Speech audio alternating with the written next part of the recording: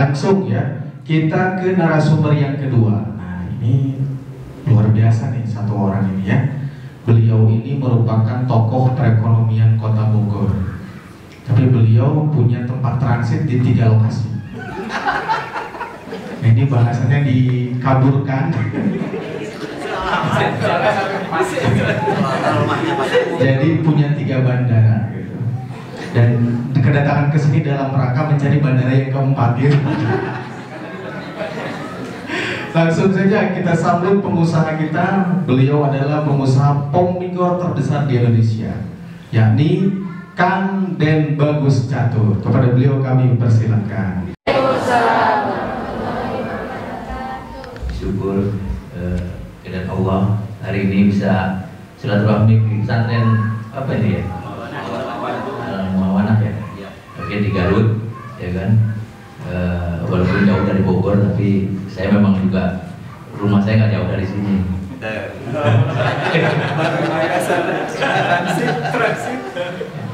Yang saya hormati ajengan Kiai Kang Wawan ya, pimpinan Pondok Pesantren Mawanah. Yang saya hormati Al Mukarrom Kang Purnomo, ketua saya ini, ketua PNU Jawa Barat. Yang saya hormati Kang Sekjen dan para pengurus LPNU PW Jawa Barat, dan Kang Ahen, sahabat saya, sohib saya ini, ya kan, saudara saya juga ini dari Sukabumi, dan pengurus juga LPPWNU Jawa Barat. Dan yang saya hormati juga adik-adik, ya kan, para Neng, para Gus, ya kan. Hari ini saya cuma hanya ingin mau kasih sedikit aja motivasi, ya, nggak terlalu banyak-banyak. Tadi semuanya sudah disampaikan oleh Kang Agus Koswara, Kang Ahen, tentang soal mimpi tadi ya. Saya juga sama mau kasih mimpi. Apa namanya ya, sama dengan kaitannya dengan mimpi, ya. Kaitannya sama dengan mimpi. Itu saya juga sama. Saya juga salah satu santri nuwakal. Saya itu santri yang paling nuwakal sekali. Saya itu santri juga, tapi santri nakal. Sampai semua pesantren itu sulit terima saya karena saking nakalnya saya itu. Jadi saya itu nyantri Pak Kiai, jadi keluar masuk pesantren karena sering saking nakalnya jadi sering diusir dari pesantren. Motivasi nah, ini bahaya ya. Jadi saya itu santri nuwakal, ya kan. Jadi kebetulan ayah saya itu memang pengurus NU juga, pengurus Ansor. Kakek saya itu juga salah satu ulama NU, pengurus NU, Tanfidsiyah NU, ya, di daerah Sumatera sana. Cuma dulu saya sering nyantri di pesantrennya NU, sering ditolak, sering diusir karena saking nakalnya itu. Makanya saya saat masih kecil tidak nyantri karena ditolak terus. Sudah dewasa, sudah bujang baru nyantri saya gitu. Karena saking nakalnya tadi ditolak, akhirnya saya ya sekolah pun sekolah negeri gitu. Ya, karena saking nakalnya itu. Jadi kalau di sini ada adik-adik yang nakal, itu saya senang malah yang nakal. Jadi kalau ada yang ada yang jujur gitu. Di sini ada yang jujur, yang paling nuwakal siapa? Coba boleh maju sini. Ya pokoknya dari yang para Neng atau para Gus, kalau ada yang nuwakal boleh maju di sini. Ayo, yang paling merasa ada yang paling nuwakal.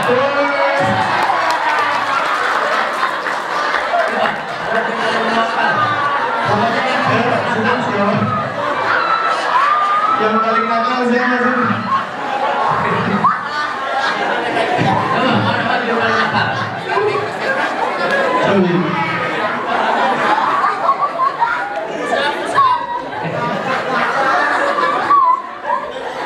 Coba mana para nengnya yang paling nuwakal? Coba. Yang para neng mana yang paling nakal? Jadi ini Pak Kiai, saya itu paling suka dengan orang nakal karena saya itu masih kecilnya sangat nakal sekali. Jadi saking nakalnya itu keluar masuk pesantren. Jadi saya nyantri ngalong. Jadi tahu yang ngalong ya, jadi nggak mungkin bisa tinggal di pondok, soalnya pasti rusak itu pondok. Jadi sampai apa itu kayak kamar-kamarnya cewek itu saya bor.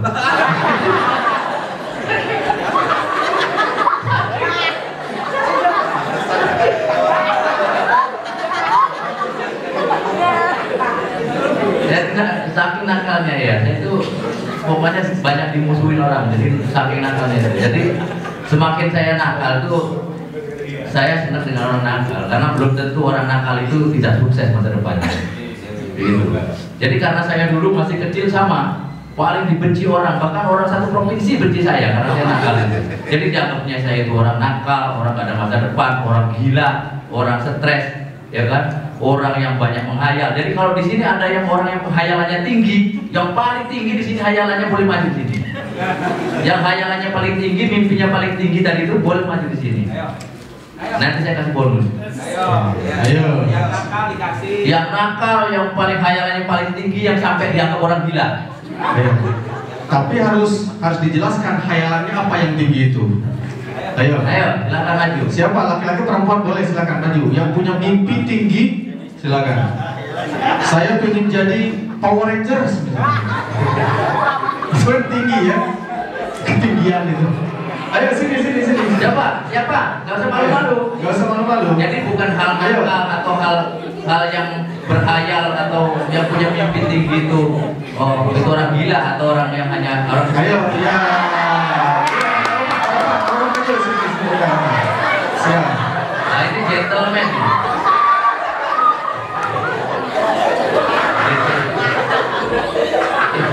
Jadi kalau saya nakal ada yang terlalu banyak hayalan ya kan? Iya. Coba kita konfirmasi dulu Pak Kiai, benar ini nakal Pak Kiai? Oh ya.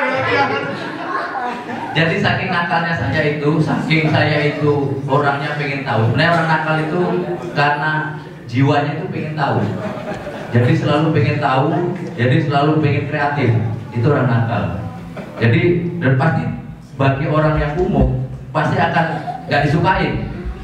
Karena apa? Karena sebenarnya yang bukan yang nakal ini yang nggak masuk istilahnya kategori manusia normal, justru abnormal.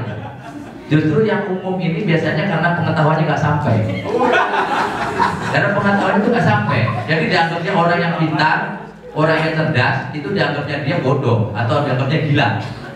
Nah itu yang saya dulu mengalami waktu masih kecil seperti itu. Jadi orang banyak membenci saya karena dianggap saya gila. Bahkan saudara kandung saya, keluarga saya semuanya benci saya. Karena saya nakal memang dari kecil dan saya itu usil. Gitu. Dan saya itu ya seperti punya banyak hayalan gitu. Jadi dianggapnya orang gila. Tapi kenyataannya setelah makin dewasa, apalagi saya juga pesantren gak terima saya tinggal di situ, saya sekolah negeri.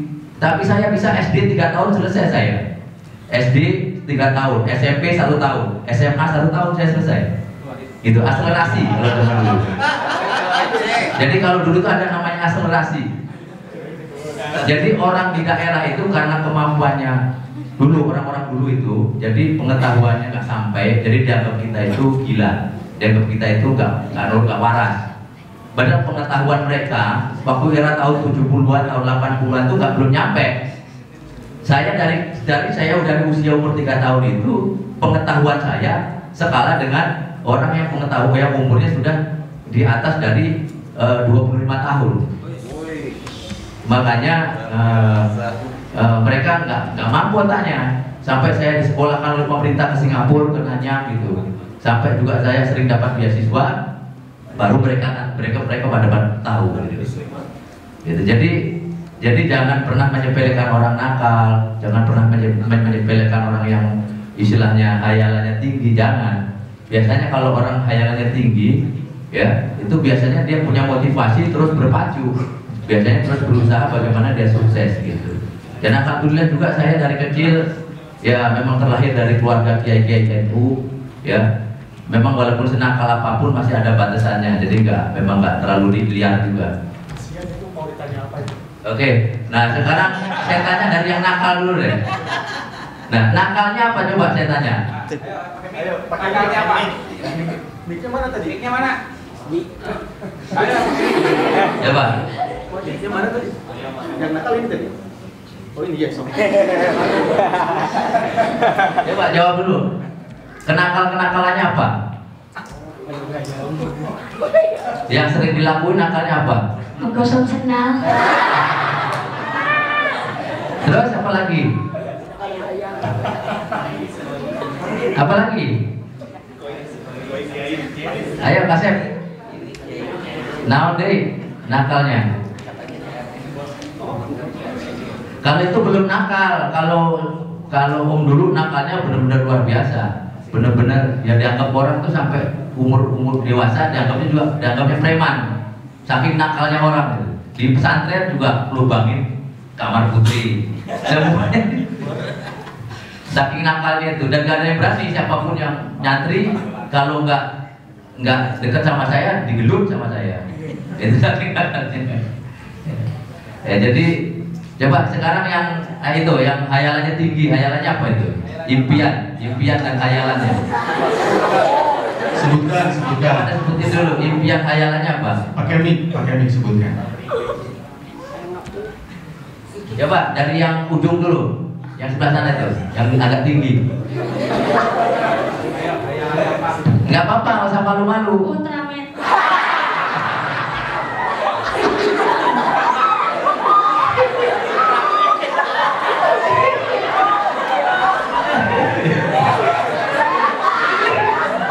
Ini kayaknya terlalu banyak minum susu ultra ya. Susu ultra ini. Coba yang kecil apa hayalannya? Yang memiliki sendiri. Apa itu? Yang terbang. Jadi apa? Yang terbang. Menjadi? Yang terbang. Yang jelas. Pengen terbang, kan bisa terbang gitu. Yang Pengen terbang. yang jagung.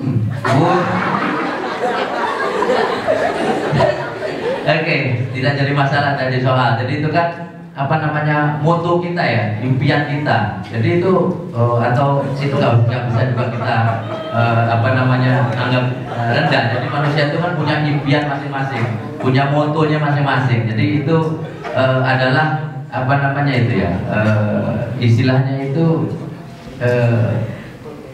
menjadi jati dirinya masing-masing lah. Jadi orang kan punya hak mau apa aja. Jadi nggak boleh juga kita melarang atau memperkecilkan orang lain. Gitu. Jadi dianggap si A nggak bisa apa-apa, nanti si A nggak bisa apa-apa. Ya belum tentu. Emang kamu bisa apa-apa? Itu kan. Manusia itu kan di mata Allah sama aja. Yang penting kita itu mau berusaha. Kuncinya kan gitu. Kita kuncinya bisa mau merubah bagaimana nasib kita itu atau impian kita itu kita bisa menjadi nyata begitu. Nah saya dulu juga begitu waktu masih kecil ya, terlalu banyak impiannya memang tinggi gitu kan. Pokoknya dari kecil itu saya umur 5 tahun tuh sudah berhayal karena dulu tuh sering kalau melihat di Jakarta gitu Pak Kiai, jadi lihat gedung-gedung tinggi gitu ya. Jadi itu sering orang pakai dasi, pakai baju rapi keren. Nah itu impian saya tuh dulu. Kalau nanti saya pengen ke kantor di Jakarta pakai dasi, pakai rapi ya. Alhamdulillah saya juga keturutan. Jadi saya selesai sekolah, kuliah di Singapura. Habis itu saya juga mulai berkarir di perbankan. Jadi mulai dari Bank BDN dulu, setelah itu merger menjadi Mandiri, terus kerja di beberapa bank, di Danamon, di CIB Niaga, dan dan juga sampai sekarang menjadi pengusaha. Jadi saya juga awalnya menjadi seorang pengusaha kontraktor seperti ketua saya ini, terus akhirnya menjadi pengusaha properti, developer, sampai sekarang masih juga menjadi developer, dan sampai menekuni dunia minyak goreng seperti Kang Ahir di guru saya. Akhirnya saya sudah 3 tahun ini menekuni di dunia minyak goreng juga, dan alhamdulillah saya dipercaya beberapa perusahaan besar lah, perusahaan yang disebut orang-orang NU itu 9 Kobra, 9 Naga. Jadi alhamdulillah saya dipercaya ada beberapa perusahaan 9 Naga, termasuk yang terkenal adalah Indofood, ya kan? Ada termasuknya yang disebut adalah Pak Agwan, ya, Agung Sedayu. Jadi ada beberapa perusahaan 9 Naga termasuk BW, Sungai Budi, ABC Arta Boga Cemerlang. Jadi ada beberapa perusahaan 9 Naga yang mensupport saya. Jadi alhamdulillah Dan di Indonesia itu mereka itu jangan dilawan, tapi bagaimana kita bisa rangkul mereka kerjasama. Kalau dilawan sulit, nggak bakal jalan. Karena apa? Yang punya modal mereka, sulit kita. Indonesia itu sulit kalau untuk melawan. Banyak contohnya yang sudah melawan itu sulit. Kalau kita rangkul kerjasama, bagaimana kita sama-sama berjalan bareng bergandengan. Kemakmuran mereka bisa untuk memakmurkan warga kita juga. Jadi buat kebaikan semua umat. Jadi gitu. Jadi intinya dari saya itu. Mana yang nakal itu push up. Nih, maju nih, sini. Nih, sini 3.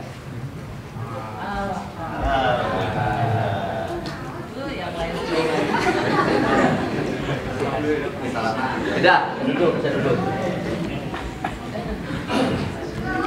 Jadi itu dari saya, intinya adik-adik santri semuanya teruslah berjuang, gitu kan. Bukannya nyantri itu hal yang hanya bisanya cuma ngaji, bukan juga. Santri itu bisa juga santri. Saya ini kan juga santri, nyatanya saya bisa dagang, saya bisa jadi ahli politik, ya, bisa jadi karyawan profesional, ya sama. Saya juga pernah kerja sebagai banker itu berpuluh-puluh tahun saya. Terakhir jabatan saya itu vice presiden, ya. Jadi nggak menutup kemungkinan nanti adik-adik ini, saya ini bisa melihat orang juga, insya Allah. Jadi ada saya lihat di sini yang suatu saat akan sukses. Amin. Saya sudah bisa melihat orangnya yang bakal sukses. Yang Sandiawati jaga pandangan, jaga. Jadi insya Allah nanti saya doakan juga adik-adik ini banyak yang sukses gitu. Oke, demikian dari saya. Mungkin saya rasa cukup. Wallahu muwaffiq ila aqwamit thariq. Wassalamualaikum warahmatullahi wabarakatuh. Waalaikumsalam warahmatullahi wabarakatuh. Luar biasa ini ya. Terima kasih kepada Kang Den Bagus Catur yang telah memberikan motivasinya luar biasa, dan ini agak berbeda motivasinya ini. Jadi beliau ternyata kita baru tahu beliau ini santri NU, muakal gitu, luar biasa.